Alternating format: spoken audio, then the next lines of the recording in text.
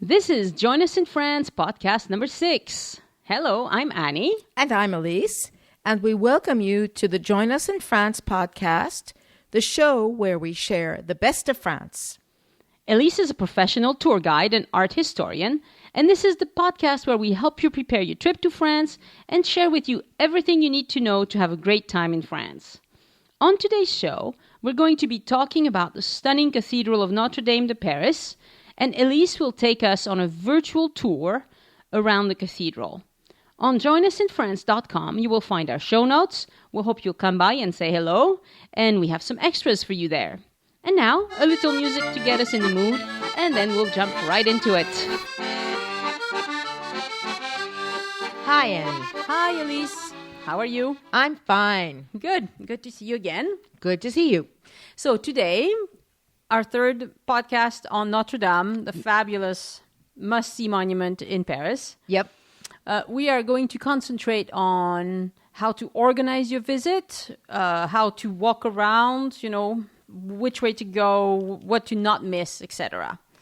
So I'll let you take it away, Elise. Okay, so we've talked so much about the history. We've talked about the architectural details and basically what to look for.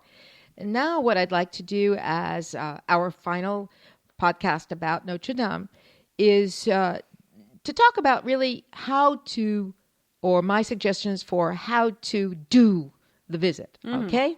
It makes it easier. I do this a lot with the people I take to see it, and I think it really helps put everything in perspective. And it's, to me, the very best way of doing it. Now, let me just say to begin with, I'm talking about doing a visit that's between an hour and a half visit. Okay. Which includes mostly being on the outside, but a little time, of course, on the inside. Yes. And it includes the surrounding environment, which I want to talk about a little bit right now today. Okay. If you don't have at least an hour and a half to give to Notre Dame, which I think is nice to have if you do indeed have several days in Paris, but if you really don't, and you have a very little time, my suggestion is, instead of not going there, to go and then just spend some time looking at the western facade, the entrance, the very front of the church. Yeah. And if you have a few minutes to do some walking around, do it. But don't leave Paris without at least seeing that. Really. Her arm will come out and slap you. I'll slap you. Yeah. Like, you can't get on the plane, No. Take it away. Right. Anyway, so this is my idea of how to do Notre Dame. You're there, okay? And we'll talk a little bit about how to get there at the very end. You've arrived in the front of Notre Dame, and you are standing on this space in front, which is, as I said, called an esplanade, or in fact, the old original word in French is parvis, which is a kind of fun word. Basically, it's the big space that helps you stand there and look at it. So my suggestion is this. The first thing you do is take in the western facade. That is this incredible wall that has down below the 3 magnificent carved doorways, that has the line of incredible 12 statues on the second level, that has the towers going up. Give yourself the time to take this all in. Move back to get a view of the whole ensemble from a certain distance. If you have to step on a few other tourists, it's okay. Just do, push them out of the way, Give yourself a chance to move back and then move in closer so you can take some great photos. You can take photos from a distance. You can take photos from close up. It's really a trip to see this whole thing. And some people like one part, some people like another. One thing, though, all of what you're going to look at has been recently cleaned up. This is all, remember, very, very white limestone. It's brilliant. It shines in the sun. It's absolutely gorgeous, and it helps you see all the details. And all of this work was done in the last 15 years or so, thanks to the mayor of Paris. But think about this. The original church was all color. Everything was painted. Everything was painted in color. And with these 3 doorways on the facade, the background was pure gold. Ooh. Ooh, right? The beautiful 12 big statues on the second level, they were all in color, and they were in these, these alcoves that were all pure gold. Wow. It must have been amazing. Yeah. In the Middle Ages, there was color everywhere, and it was totally different from what we see today. So that's a hard one to imagine. Apparently, I've been told that they're trying to put together a program on the computer that gives you a synthetic version of what that was like back in the Middle Ages. That would be really cool. So if there is, we'll be letting you know about it. Yeah, we'll let you know that. because Yeah. it really is amazing to imagine that. So take your time, take in everything you can see. You can get up close and see some of the details. If you look at the doorway on the left side, you'll notice that the statuary on the left side of the left doorway, there's a few big statues of what are actually saints, and there's a guy standing there with his head under his arms. And that is Saint Denis. And Saint Denis is the unfortunate one. He's the unfortunate one. He's the one that was the first martyr and the patron saint of Paris. So we've got to give him credit. He's been standing there holding his head under his arm for a very, very long time. Okay, so once you get done with really taking in the facade, this is my suggestion: move off to the left and go down the little side street that is on the left-hand side as you're facing the church. Yes. You will notice that at the corner there is the gateway and entrance to the towers. Yes. If you're interested in going up to the towers, that is where you have to get online. And we'll talk about how much it costs and what the hours are at the end of this little podcast right now. Okay. But that is where you would go if you want to actually do the towers themselves. But if you don't, keep going down the street. And you will notice that on the walls of the church, there are some really beautiful little medallions with some relief sculptures in them that are very, very lovely. Again, everything's been cleaned up and is all gleaming and very clean limestone now. Some of these, if you take a good look, you might notice very tiny little pieces or suggestions of color on some of them, because most of these medallions are still the originals. That means that they are from, let's say, about the year 1200. Wow. They're really old. So go all the way down that street, and then all of a sudden you'll be coming to an iron grill gateway that takes you into a little park. And this is the Notre Dame Park. This is the beautifully renovated and fixed up park that was part of the gardens that belonged to the monastery years and years ago before the French Revolution. And so if you go in that gateway, which is open, of course, until nightfall all the time anyway, you will be in this beautiful park space. There's some trees, there's some benches, and it's a place from which you can turn around and look up and see the whole choir and backside of Notre Dame Cathedral. And it is fabulous, absolutely fabulous, because it gives you a sense of the size, it gives you a sense of the power of the structure and the complexity at the same time. Yeah. Because as you walk through the park and you walk around towards the other side of the church, you will see the flying buttresses. You will see how they push into the upper levels. You will see all the different levels of the side chapels and the choir and all the incredible work that was done. And I must say, as beautiful as the Western facade is, if you really want to get a sense of the history and the actual construction of the church, there is no place better to do that than at the back end of the church. And many tourists never go to the back. Never. They Ever, just ever. look at the front, they go in. And of course, if it's a bad weather day, I understand why you'd spend more time inside than out. But really, the outside is where it's at. to me, this is invaluable, and it's really a fabulous thing to do. So you go through this, and again, this is a fabulous place to take lots and lots of photos. You have space. It's never too crowded, so you have space to move around. You can really get some great shots in, and then go through the park, and you'll see there's a gateway opening up on the other side that's actually taking you literally to the walkway that runs along the Seine River. And between the landscaping in the park, the river there, it's such a beautiful spot anyway. And then you are on the other side of the church. And so what you're doing is literally walking all around the church. From one side on the north, you're coming to the back end, which is the east, coming around the other side, which is the south side that runs along the edge of the river right there. And you get to see the southern rose window high up. You get to see the rooftop. And from here, as you go along, heading back towards the western side where we started from, you get to see part of the roof that was redone in the 1800s and has this absolutely magnificent copper that's oxidized. So it's all this very beautiful patina in green. And there's this very funny, very strange big spire that was added on to the peak of the roof in the middle of the church. That was added on actually in the 1800s. It was never there before. It was something new that was added on. I guess they just couldn't resist, in spite of doing all of this careful restoration of what was there before. They just could not resist adding something new onto the church.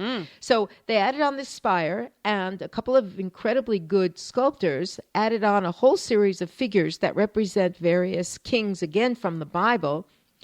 And these figures, believe it or not, are not in stone. They are in copper. Oh. So they're green because they've been oxidized, and they're moving up the edge of the roof on both sides.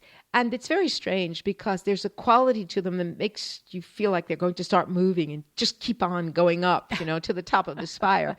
But it's fabulous. And really, there is nothing more impressive than walking all the way around the church and getting a full feel for the basic idea of what Gothic architecture was and how incredibly impressive Notre Dame is. I'm so glad I'm listening to this, because last time I was at Notre Dame, I didn't walk around the church all the way. I have to confess, I looked inside for a long time, but so next time.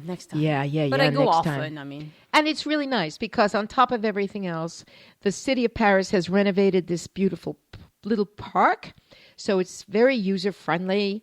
There are lots of benches, lots of flowers and beautiful plants. It's really lovely, and it's a fabulous, fabulous way of getting a sense of what Notre Dame is. Well, isn't it back there that you said the bathroom was as well? We'll talk about that in a minute. Okay. Okay? Not talking about bathrooms. Just wait for a second. All right. Okay? All right. So what I'm saying Hold it, is... woman. do all of this walking around, get in these fabulous photos. You have shots on the north side with details from the back east side of the fabulous structure with the flying buttresses, on the south side with the towers and the rose window.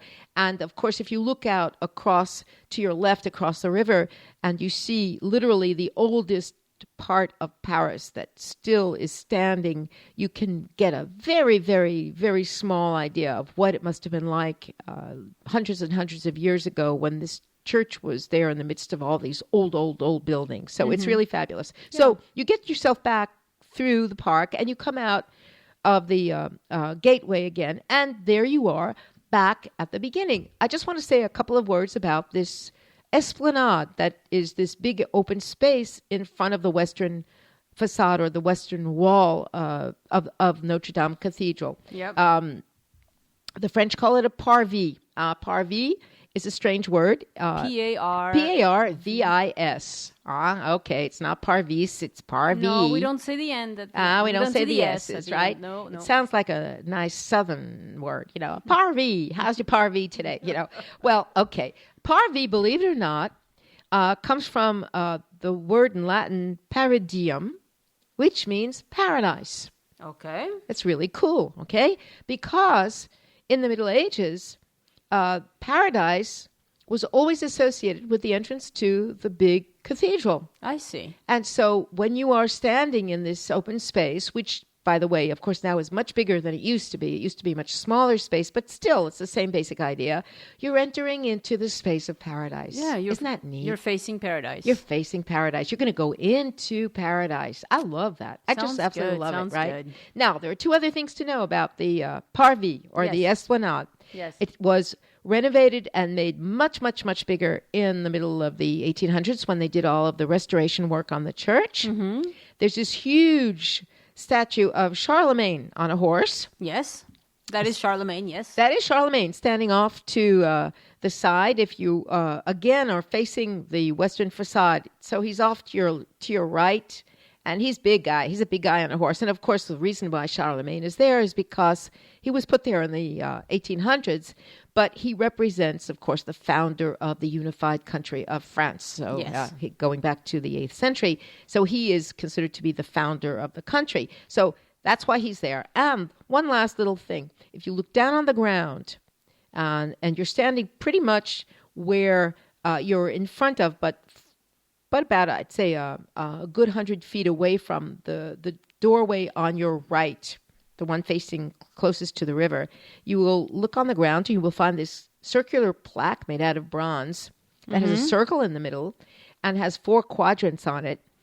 And it is from this spot. Now, originally there was a stake there. Originally in the Middle Ages, there was something else, but it was recently, and I mean recently, that is in the 20th century, redone, and they put this plaque in the ground. This is point 0. This is the spot from where all roads are measured in terms of the distance for any other place in France. Yeah, and that was really important back then. By now we have GPS. It's all done from the sky. But, you know, it was high technology back then. And it worked. And it worked. And it worked. And, of course, the other thing is, it's not just that it worked. It's that even today, and as you and I know, Annie, everyone will say, yeah, everything is centered around Paris. Well, of course it is. Paris is the center of everything. So there you are. I mean, everything starts in Paris, everything ends in Paris. Oh, so dear. It's really, really great. So we've done the outside, we've done the inside. My suggestion is once you have walked your way around the church, then go inside. And depending on how much time you have, visit the inside of the church. If you have 2 hours, take the 2 hours. It is wonderful. It's totally an amazing experience. And this is what I suggest you do, because by doing it this way, you really feel Notre Dame and you situate it in the heart of the old city of Paris. Very nice. Okay? Very nice. So before we end, I just would like to give some simple, very practical information. Okay. I'm all ears again. Here we go. The church is free. It's open all the time. Most days, it's open from 8 till 6:45 in the evenings. Okay. On the weekends and in the summertime, it's open till 7:45 at night. They do close it, lock it down. They do close it and Don't lock it show down. up at 9 p.m. and expect to get in. Right. Not going to happen. But it is also true that because it is so big, even when there is service, when there is mass, you can go in. You just have to be quiet and be respectful. But it's such a huge church that it is possible. And again, it's still a functioning cathedral, so there is mass said many, many times during the day. Mm-hmm. Now, the treasure. There's a place inside the church called the treasury that has the relics. It has all these objects that were built and made over the centuries that either held valuable artifacts or even what are called relics, which are obviously pieces of saints or even pieces of the Holy Cross. This is a separate part of the church. In Notre Dame, it is free. In some other churches, it's not. It's open from 9 to 6. Okay. So if you want to go in there, you go into the church, and it's off to the side. On the southern side, you can actually go into the treasury. Southern side, left or right? Right. When you go in, you go in down the aisle, it's off to your right about a third of the way down. Okay. The tower is 837 steps up. 800? 800. Oh, that's a lot of steps. It's a lot of steps. You got to have good knees. Yeah, that's a lot of steps. And a good pair of lungs. Yeah, I like to walk, but that's a lot. But lots of people do it. Now, You have to pay to go up the tower. It's €8 per adult and €5 for anyone under the age of 25. It's open starting at 10, not at 8. The church is open from 8. The tower is open from 10. It is open at night late, and it's open till 11 at night in the summer months only, and till 5:45 from October through March. If you want to go up, and lots of people do, in spite of how many steps it is, get there early because there's always a line. Mm-hmm. Always. Even in the rain, even in the cold weather. But if you have the legs for it, it's worth it because you get to see the bells close up. You get to stand up on top of Notre Dame, and you have a view out over the old part of Paris that is unbelievable. Yeah, I've been up there, and I mean, obviously my legs were burning that day, but I have forgotten, and I'd probably do it again. Yeah. I mean, 800 and something, that's a lot of steps. That's a lot of steps, isn't it? Yeah. Don't need to go to the gym that day. No. Now, there's a new thing on the Parv, and that is called the Archaeological Crypt, and you have to pay €4 to go in there. It's open from 10 to 6 every day, except Monday. And what it is it's a space that was made underground where you can see small-scale models of what ancient Paris looked like, and also examples of some of the artifacts that they've dug up in doing their archaeological work, both in the river and in the ground nearby, because they've done a lot of renovation work. They've been doing some digging, and in the digging they've found a lot of things. So for those people who are really interested in that part of the history of Paris and of Notre Dame, it's really interesting. And if you go to Paris and have a museum pass, you can go in on your pass, so you don't have to spend the extra money. Yes, it's free. Yeah. It's really free. Well, okay? For the pass so holders. that's about entrance fees and things like that. Transportation. Notre Dame Cathedral is, as we've said many times now, on the Ile de la Cité, dead center, dead heart of Paris. Yes. You have many, many, many ways of getting there. Now, if you're lucky enough to be in a hotel or an apartment that's not too far away, really easy. Just walk there. Yeah. Nice walk. You can see it. Walk to the light. You can walk. Yeah. You know, I mean, if you're in the Latin Quarter, if you're in the 6th, if you're in the 4th or in the 3rd or the 2nd, you could actually walk there. Okay? Yeah. But if you're not, here we go. The metro, the subway line in Paris. Of course, there are lots and lots of lines. We're going to do a whole podcast on just transportation. But just for general information, you can get off at a stop called La Cité. Takes you right. It's like a block away. That's line number 4. The subway lines in Paris are numbered, okay? You also have another subway stop called Châtelet. And Châtelet is one of the 2 or 3 stops in Paris that has the most converging subway lines. So you have lots of huge subway stops. So what you need to know is that you have lines 1, 4, 7, or 11 that all converge there. So it's a stop you can get off and walk to the church from. And there's also a train called the RER train, which is basically the suburban line, but it goes through the center of the city, and there's a stop at Saint-Michel, which is literally just on the other side of the little walking bridge from the church. It's really, really close. That's line C, real easy to stop to get off. And there are many, many, many buses that stop either a block or 2 away or literally across the river right from the church. And just as some of them, just as I mentioned, because you can go online and see all of the bus maps and plug that in, but many of them stop there. You have lines number 21, 24, 27, 38, 58, 70, and 96. You can imagine it means it's a really, really easy stop. It's an easy place to get to. Okay. And besides, you can't miss it. And you can't miss it. Yeah. And you can't miss it. And then, of my course, problem with buses is I always wonder, am I going to miss my stop? Nah. You can't miss that one. No, you can't miss this one. No. And, okay, 2 more things very quickly before we end. Eating. So you've taken my advice and you decided to spend 2 hours at Notre Dame.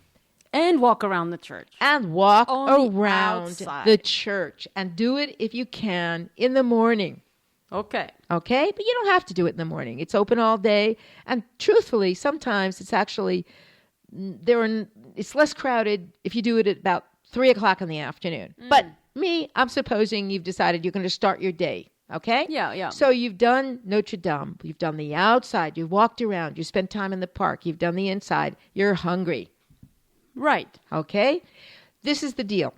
You can go far away. Now, if you're going somewhere else, you know where you're going later on in the day, that's fine. That's up to you. You can go back on transportation and go somewhere else. If you have plans for having a lunch somewhere else, that's fine. If you want to get something to eat right there, this is what's important to know. And it's useful information. Right across the street from the church, you have a whole series of cafe restaurants and small snack stands.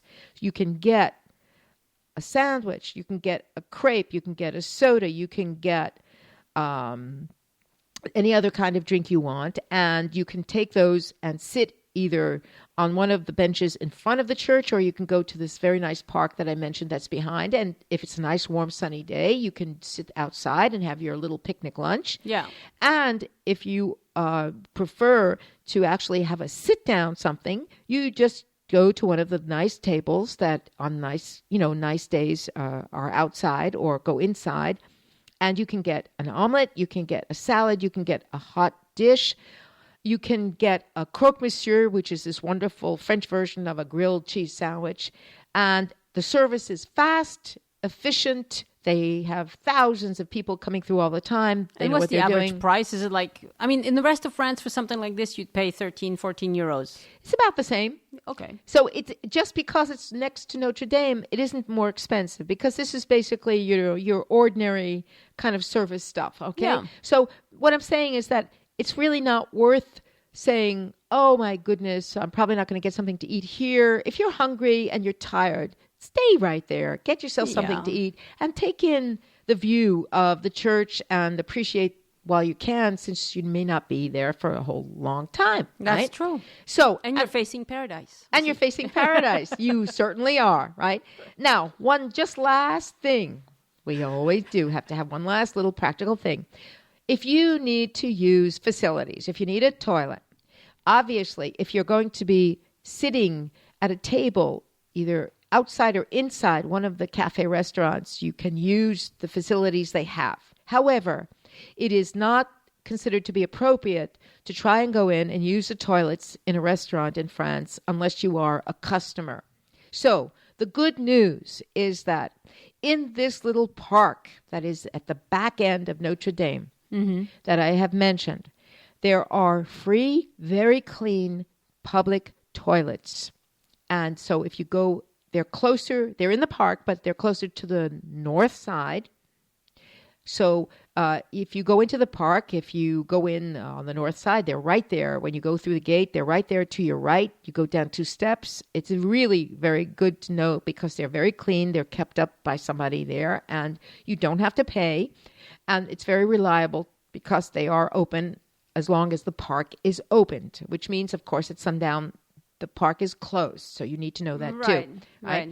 But so in winter, like at 6 p.m., it'd be closed. That's it. It's closed. But it's very important to know that they're there, because unfortunately, that can be one of the most annoying things about getting around in Paris. Okay? Yeah. So that is good to know. So we've talked about how to get there, where you can get something to eat, how much it costs to visit, and I think that we've covered pretty much everything. I have to add one more thing to what you said earlier. We're talking about taking pictures inside of the church.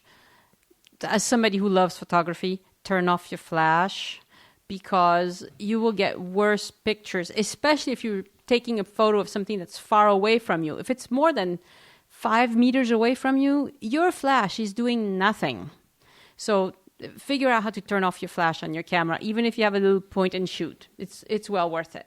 You're absolutely right. And of course, you'll just get glare back at you, and it'll be so frustrating when you get home and don't have that wonderful picture. Yeah. Okay. Yeah. So here we are. We've done our 3 podcasts about Notre Dame. It's really a fabulous place. It's worth it. Just go. You'll love it. In a way, if you just do Notre Dame and then you go to the Eiffel Tower, you really have gotten yourself a good feel for Paris. Yeah, a little bit of Paris anyway. It's a must do. It's a must. All right. Well, thank you again, Elise. You have taught us a bunch of things. I will try to remember it all, especially walk outside the church. Especially walk around the church. Especially you who loves taking pictures, Annie. That's right. Lovely to see you again, and we'll talk to you next week. Next week. Allez, au revoir. Au revoir.